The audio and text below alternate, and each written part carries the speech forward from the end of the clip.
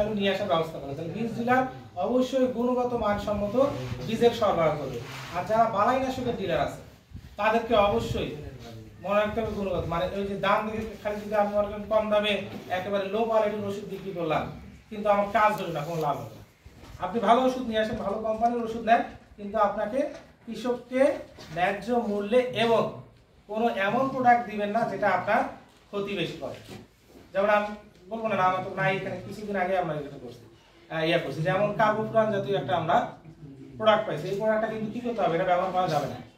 কার্বোফ্রান কাজ করে ভালো, কৃষক তো চায়, দাম কম ভালো, কিন্তু আপনার মাটির একেবারে কি করে অবস্থা খারাপ করে দেয়। আপনার যে এই সারের ডোজটা বাড়ছে, কারণ কি আপনার মাটির অবস্থা কিন্তু কি খুবই খারাপ।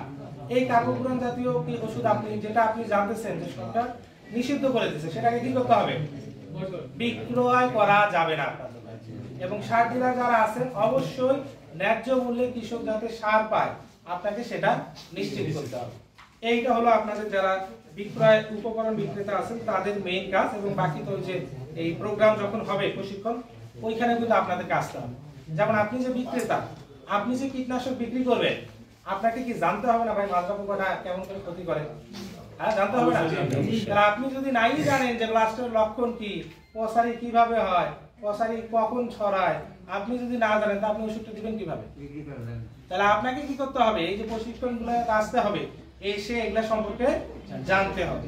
এরপরে আছে আমাদের হলো ব্যবসায়ী। ব্যবসায়ী তো কাজ আপনি জানতেছেন, যে ব্যবসায়ী কি আছে এখানে, ব্যবসায় আপনার কৃষকের কাছ থেকে ন্যায্য মূল্যে আপনাকে জিনিসটা কেনার ব্যবস্থা করতে হবে। এমন না যে আপনি খালি ব্যবসায়ী চিন্তা করবেন কৃষকের মরে যাক, কৃষক যদি উৎপাদন করে মরে যাক তাহলে হবে না।